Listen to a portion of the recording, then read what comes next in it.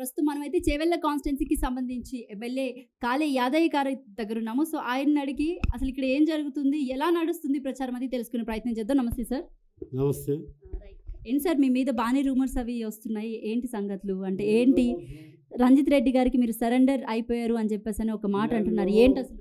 నేను ఎవరికి సరెండర్ గాను. నన్ను సరెండర్ చేసుకునే స్థాయి వాళ్ళది కాదు. నేను ఎవరికి సరెండర్ గాను. నేను నికార్సైన ఒక కార్యకర్తగా 40 సంవత్సరాల నుంచి ఇండివిజువల్గా ఉన్నా. నేను ఇండివిజువల్గా వచ్చిన కాబట్టి ఎవరికి సరెండర్ అయ్యే ప్రసక్తి ఉండదు. రైట్. మరి ఇప్పుడు ఇంకొక 4 రోజుల్లో ఎంపీ ఎలక్షన్స్ జరగబోతున్నాయి. సో ఏంటి ఇక్కడ కాన్స్టిట్యున్సీ పరిస్థితి ఎలా ఉంది? అంటే ఏ పార్టీకి సంబంధించిన వాళ్ళు ప్రతి ఒక్కరు కూడా చాలా విస్తృతంగా అంటే బాగా ప్రచారం చేస్తున్నారు. సో ఇక్కడ కాసాని జ్ఞానేశ్వర్ది చూసుకుంటే ఎలా ఉంది? కాసాని జ్ఞానేశ్వర్ గారిది ప్రచారం చాలా బ్రహ్మాండంగా ఉంది. ప్రజలు ఆయన ఎంపడి ఉన్నారు. ఎవరైతే కార్యకర్తలు లీడర్లు ఉన్నారో, లీడర్లు అనుకునే వాళ్ళు పోయినరో, వాళ్ళు అక్రమంగా భూము దందలు చేసిన వాళ్ళు, అక్రమంగా డబ్బులు సంపాదించిన వాళ్ళు, రియల్ ఎస్టేట్ దందలు చేసిన వాళ్ళు, వాళ్ళ ఆస్తులు కాపాడుకోవడానికి దాచుకోవడానికి, వాళ్ళ ఆస్తులు కాపాడుకోవడానికి పోయింది తప్ప నిజమైన నికార్సైన కార్యకర్తలు ఎవరు పోలేదు. మరి రంజిత్ రెడ్డి ఇంతకు ముందు చేవెళ్ళ కాన్స్టిట్యున్సీ నుంచి ఆయన పోటీ చేశారు. అలాగే మొన్నటిదాకా బీఆర్ఎస్ పార్టీలో ఉన్నారు. సో ఆయన పార్టీ మారడం గురించి మీరేమైనా చెప్తారా? తప్పకుండా చెప్తామండి. ఇప్పుడు రంజిత్ రెడ్డి అంటే ఎవరో తెలియదు మాకు. 2018, 19 ఎలక్షన్లో ఆయన వచ్చిండు. అప్పటిదాకా మాకు తెలియదు.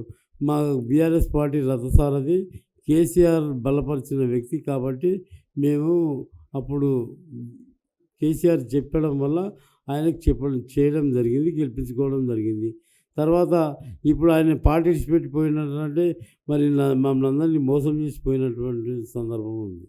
మరి ఈ పార్టీలో బీఆర్ఎస్ పార్టీ టికెట్ ఇస్తానన్నా కూడా ఎందుకు ఆయన పార్టీ విడిచి వెళ్ళిపోయారు? అసలు కారణాలు ఏమై ఉంటాయంటారు?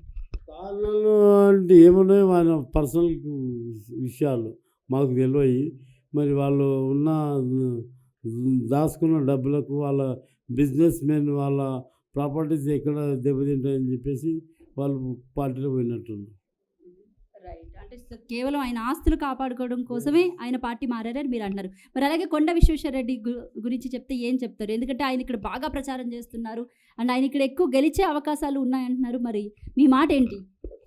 కొండ విశ్వేశ్వరరెడ్డి అంటే ఆయన కూడా 2014లో మరి కేసీఆర్ ఉద్యమ సమయంలో ఆయనతో కలిసి ఒక కొండ రంగారెడ్డి మన్మడ అని చెప్పేసి ఒక బ్రాండ్ అని చెప్పేసి ఆయనను 14లో ఎంపీగా నిలబెట్టి గెలిపించుకోవడం జరిగింది.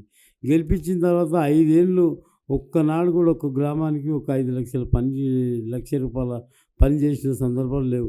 ఒక కార్యకర్తకు పని ఇచ్చిన సందర్భం లేదు.